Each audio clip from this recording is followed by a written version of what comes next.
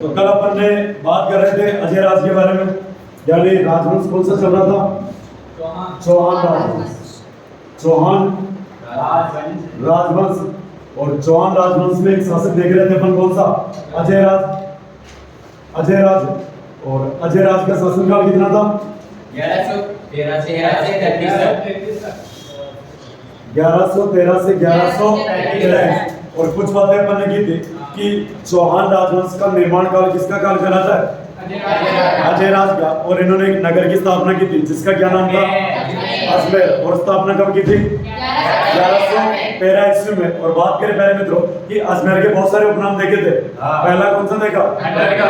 दूसरा, तीसरा, चौथा, पांचवा, छठा, सातवां, आठवां और नौवां और 10वां और 11वां अचुनाई। ठीक, ये अपन ने क्या देख लिए थे?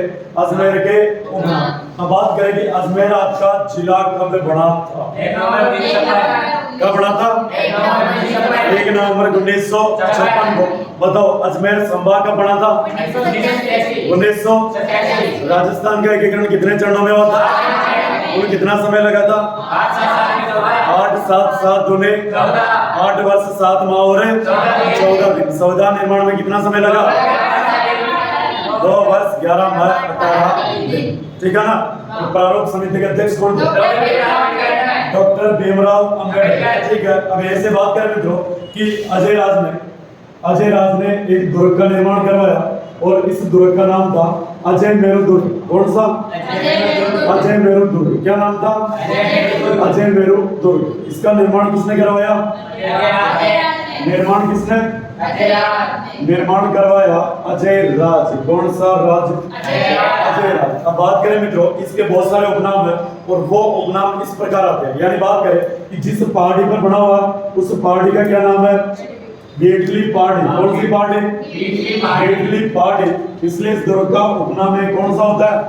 गढ़ बेटली। कौन सा होता है? गढ़ बेटली। कौन सा होता है? गढ़ बेटली दुर्ग। ओके मित्रों, गढ़ बेटली दुर्ग। अब यहीं से बात करें कि इसी दुर्ग को बोला जाता है आपके क्या? तारागढ़ दुर्ग। कौन सा दुर्ग? यानी इसी का एक और उपनाम मिलता है और उपनाम कौन सा? तारागढ़ दुर्ग। कौन सा दुर्ग? तारागढ़ दुर्ग। अब बात करें प्यारे मित्रों कि तारागढ़ दुर्ग जो नाम पड़ा आपका वो किस प्रकार पड़ा? तारागढ़ किस प्रकार पड़ा? बताओ।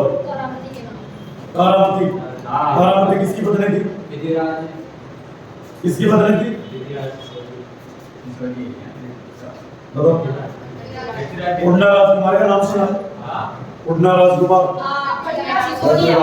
कौन सा? यानी यहाँ से अपन बात करें कि तारागढ़ दुर्ग यानी तारागढ़ जो नाम पड़ा वो किसके आधार पे? यह नाम पड़ा था पृथ्वीराज सिसोदिया। कौन सा? पृथ्वीराज सिसोदिया। ये आपके उदयपुर के कहाँ के? यानी मेवाड़ रियासत के। कौन सी रियासत के? मेवाड़ रियासत के। और बात करें कि इनकी पत्नी का नाम, लुगाई का नाम क्या नाम था? ताराबाई। कौन सी भाई? तारा देवी। कौन सी देवी? ये तारा देवी रही थी आपके कौन से दुर्ग के अंदर है? अजय मेरू दुर्ग के अंदर है। और रहने के बाद में इसी दिन से इस दुर्ग का क्या नाम हो गया? तारागढ़ दुर्ग। कौन सा दुर्ग है? तारागढ़ दुर्ग। और तारा किसकी पत्नी थी आपकी? पृथ्वीराज सिसोदिया। इसी पृथ्वीराज सिसोदिया का उपनाम मिलता है और उपनाम इस प्रकार मिलता है उड़ना राजकुमार। कौन सा? उड़ना राजकुमार। कौन सा राजकुमार? उड़ना राजकुमार उपनाम। ठीक है, आ जाओ आगे। इसका एक और उपनाम मिलता है दुर्ग का और अगला उपनाम है रोटी रानी का महल। कौन सी रानी का? रोटी रानी का महल। कौन सी रानी का? रोटी रानी का महल। अब यहाँ से देखना पड़ेगा हुआ क्या था कि एक जोधपुर का आपके मारवाड़ का कहाँ का?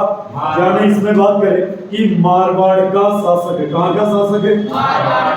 मारवाड़ का शासक जिसका नाम था मालदेव। कौन सा देव? मालदेव। इस मालदेव को बोलते हैं हसमत वाला शासक। कौन सा? जिसका उपनाम क्या मिलता है? हसमत। यानी ऐसा नहीं था कि प्रत्येक व्यक्ति को देखकर हंसने लग जाए, नहीं ऐसा नहीं था, हंसने वाला नहीं था, है ना। इसका उपनाम क्या मिलता है? हसमत वाला राजा। कौन सा? हसमत है ना, हसमत वाला राजा। इसका मतलब क्या हुआ? यानी इसका शाब्दिक अर्थ होता है ऐसा राजा जिसने अपने जीवन में कोई सा भी युद्ध नहीं हारा हो। वो कौन सा गला था आपका? हसमत वाला राजा। कौन सा गला था? हसमत वाला राजा कहला था। अब यहीं से बात करें कि महादेव राठौड़ ने हसमत वाला राजा, क्योंकि एक भी युद्ध नहीं हारा था लेकिन एक युद्ध हारा था। कौन सा? लास्ट वाला ही हारा था वो, है ना? और लास्ट वाले युद्ध का नाम था, यानी युद्ध हारने वाले जिस युद्ध में हारे थे उस युद्ध का नाम था गिरी सुमेल युद्ध। कौन सा युद्ध? गिरी सुमेल का युद्ध। और ये गिरी सुमेल का युद्ध कब हुआ था? 1544 या 1444। बताओ कब हुआ था?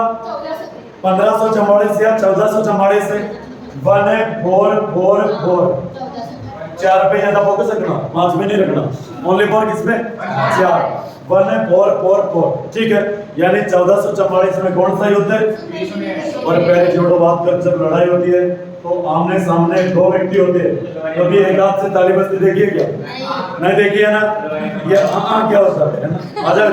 यानी एक तरफ तो कौन होगा आपका? मालदेव। कौन सा देव? मालदेव। दूसरी तरफ था शेरशाह सूरी। कौन सा? कौन सा सूरी? शेरशाह सूरी। और बात करें प्यारे मित्रों कि इस युद्ध में हारते हारते कौन बचा था? और अंततः इसमें जो विजय हुई थी वो विजय किसकी हुई थी? शेरशाह सूरी की। और शेरशाह सूरी ने इसी युद्ध में बोला था कि मैं मुट्ठी भर बाजरे के लिए, किसके लिए? मैं मुट्ठी भर बाजरे के लिए हिंदुस्तान की बादशाह खो बैठता। क्या बैठता? खो बैठता। क्यों खो बैठता? क्योंकि मारवाड़ है, मारवाड़ में होता बाजरी। क्या होती है? अब एक बोरी तो बाजरी की, और उस बाजरी के चक्कर में पूरे हिंदुस्तान की जो दिल्ली का शासक है वो हार जाता तो सबसे बड़ी समस्या है ना। और टोपी को लगा ले और यहीं पे बैठना। बताओ इस युद्ध में विजय किसकी होती है? हार किसकी होती है? किसकी होती है? मालदेव राठौड़ की। और शेरशाह सूरी ने क्या बोला था कि मैं मुट्ठी भर बाजरे के लिए, मैं मुट्ठी भर बाजरे के लिए, मुट्ठी भर बाजरे के लिए, बाजरे के लिए, बाजरे के लिए हिंदुस्तान की, इसकी हिंदुस्तान की बादशाहत को देता। क्या को देता? बादशाहत को देता। ऐसी बात किसने बोली? शेरशाह सूरी। ठीक है, अब यहीं से बात करें प्यारे जोड़ो कि ये रूठी रहने वाला मामला क्या होता है। यहाँ से बात करें पर कि मालदेव का ब्याह, किसका ब्याह? और ब्याह का मतलब क्या होता है? शादी, मैरिज। इनका जो ब्याह हुआ था इनको कहीं पे लड़की नहीं मिल रही थी, छोरी, क्योंकि ढील के ढाके आदमी थे, 9.5 फीट का शरीर था और इतने वैसा शरीर में अड्डे गड्ढे कि आसपास वाले बोले कि भाई आपके नाप की छोरी हमारे इधर नहीं। तो इन्होंने बोला कि कहाँ से मिलेगी? तो ढूंढते ढूंढते बड़ी मुश्किल से इनको एक छोरी मिली, और छोरी मिली भाई जैसलमेर में। किधर? जैसलमेर में। कहाँ पे मिली? जैसलमेर में। और जैसलमेर में जिस राजा की छोरी थी उस राजा क्या नाम था? हर्राय पाटिल। क्या नाम था? हर्राय पाटिल। यानी जैसलमेर का एक शासक था जिसका नाम था हर्राय पाटिल। कौन सा? हर्राय पाटिल। और इस हर्राय पाटिल की एक लड़की थी। क्या थी? लड़की जो आपकी चैंपियनशिप में भाग लेती थी हमेशा, खेल कूद में। और उस लड़के का नाम था उमादेव। क्या नाम था? उमादेव। अब गलती से क्या हुआ कि उमादेव की सगाई, उमादेव की सगाई किसके साथ हो जाती है? तो मालदेव के जीव में थोड़ी तसल्ली है कि चलो ठीक है ब्याह हो जाएगा। क्या हो जाएगा? इस जन्म में अपना भी क्या हो जाएगा? ब्याह हो जाएगा। अब जैसे ब्याह करने गए और इनका उद्देश्य क्या था कि मालदेव का अगला टारगेट था जैसलमेर, और जैसलमेर के हर्राय पार्टी को लग गया था कि अगर मालदेव आक्रमण करेगा तो हार किसकी होगी? अपनी होगी। तो एक काम करते हैं, यहाँ पे आपके मालदेव को बुला के और मालदेव की क्या करवा देंगे? हत्या करवा देंगे। क्या करवा देंगे? लेकिन भाई साहब ये भी बहुत समझदार आदमी था, इसको पता था कि मेरी हत्या भी हो सकती है। तो इसने पहले अंगरक्षक क्या कर दिए? जैसलमेर के चारों तरफ छोड़ दिए। अब हर्राय पार्टी ने जहाँ जहाँ पे प्लानिंग की थी वो सारी प्लानिंग फेल। अब हर्राय पार्टी ने बोला कि ब्याह तो करवाना पड़ेगा, क्योंकि भाई साहब लाडा क्या गया? घोड़ी चढ़ के, है ना? लाडो चढ़ायो घोड़ी। अब आने के बाद में तोरण वाली बात बाद में अभी चढ़ने तो दो। अब जैसे आया, आने के बाद में इन्होंने सारे मामले फेल होने के बाद में ब्याह करवा दिया किस किस का, उमादे और अब जैसे ब्याह हुआ तो लड़के के दिमाग में तो नेगेटिविटी थी सही कि मेरे को तो ब्याह करना नहीं, मेरे को पता है पिताजी क्या कर देंगे, फाइल खत्म कर देंगे, तो उनको ससुराल जाने की आवश्यकता नहीं। लेकिन उधर मामला पासा पूरा पलट गया और इसको किधर आना पड़ा, मारवाड़। अब आते ही आपको पता है कि लड़की के साथ में एक लड़की और आती है, कौन आती है, अरे गोड़ी बोलते हैं उसे, क्या बोलते हैं, गोड़ी है ना, गोड़ी बोलते हैं, गोड़ी तो उसको बोलते हैं जो बड़बड़ करती है ना, हमारे परीक्षा के अंदर वो डाई जाएगी जो भी है वो नहीं है, ठीक है ना, परीक्षा में यही शब्द आएगा तुम्हारे लिए, गोड़ी। अब हुआ क्या कि इनके साथ एक लड़की आई थी। अब आपको पता है कि शादी का पहला दिन था और पहले दिन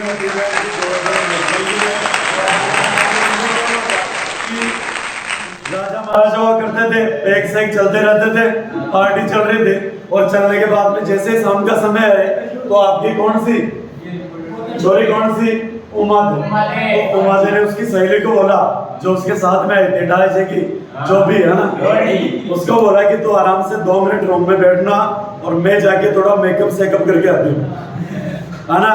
तो कितना मेकअप कर लो, कितनी सुंदर हो, फिर भी लड़के को ऐसा लगता है कि अभी मैं खूबसूरत नहीं लग रही, है ना।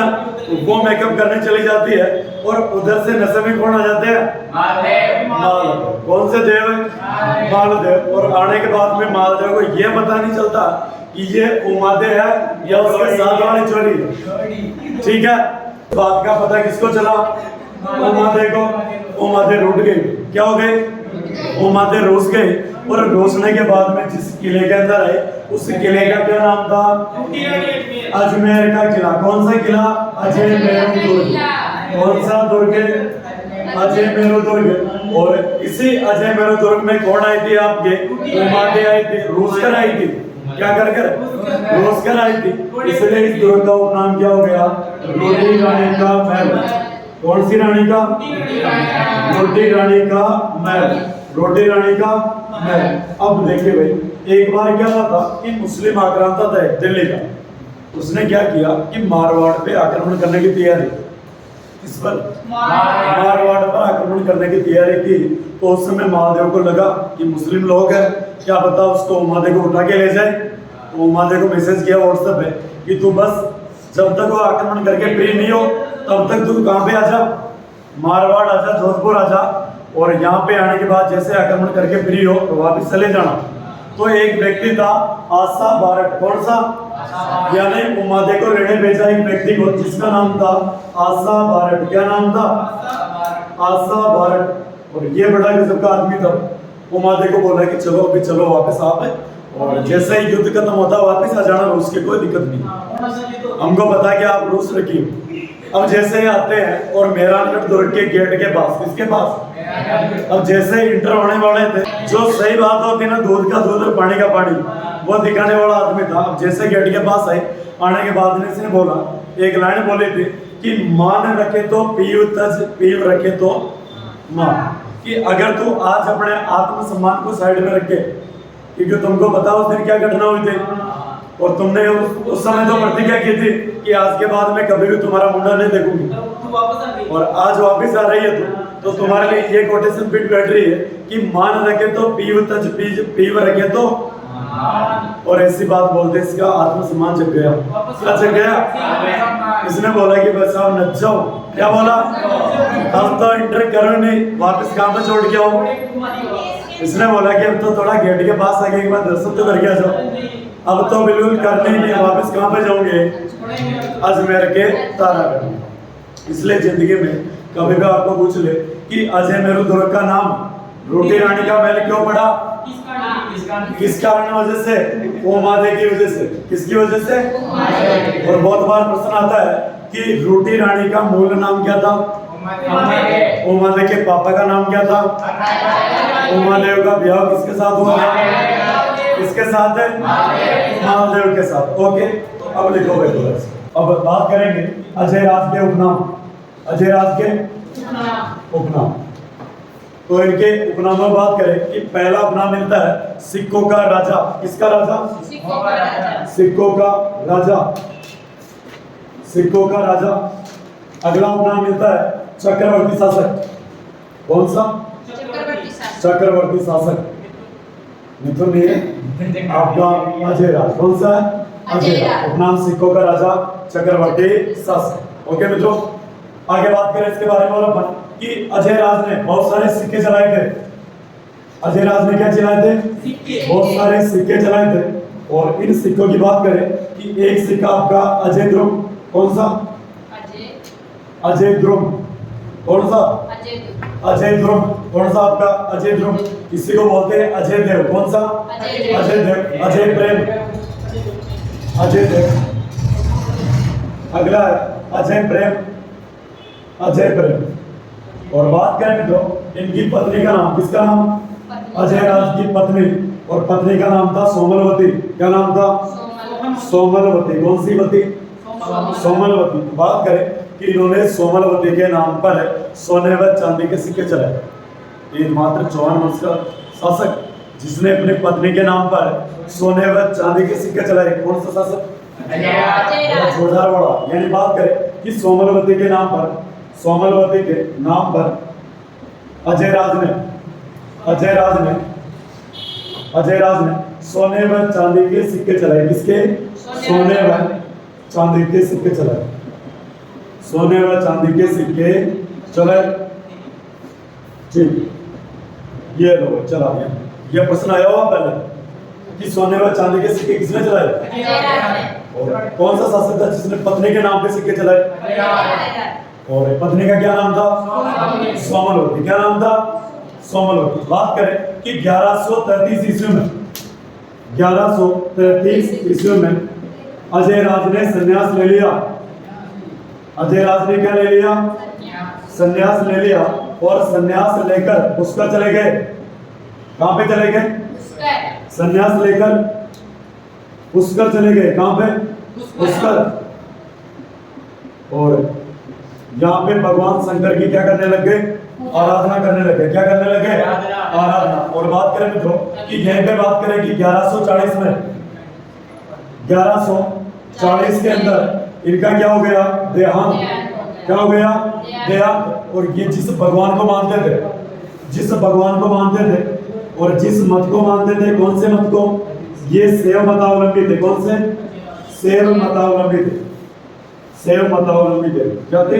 शैव मतावलंबी। ओके, हाँ अब बताओ क्या थे? अजय ध्रुव। कौन सा? ध्रुव। ध्रुव। अजय ध्रुव है। ये इसका दूसरा नाम है अजय देव। अजय ध्रुव। सिक्के चलाए थे। अभी लिखना थोड़ी है, कौन कौन लिख रहा है? सभी लिख रहे हैं। हम तो लिख रहे हैं। सभी को नहीं लिखना। हाँ, कुछ ईमानदार वाला का जो नहीं लिख रहे हैं। अजय यानी बात करें अजय राज का उपनाम क्या है? सिक्कों का राजा। अगला कौन सा? चक्रवर्ती शासक। और सिक्के कौन से चलाए? अजय देव।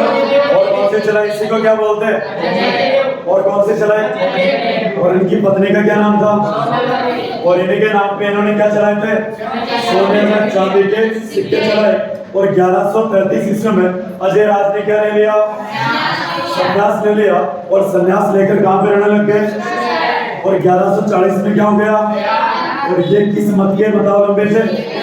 यानी भगवान शंकर के क्या थे? आराधक थे। ठीक है, इस प्रकार करके आज आपके कौन से राजा कंप्लीट होते हैं? कौन से होते हैं? और इसी के साथ आपकी क्लास भी क्या होती है? क्या होती है?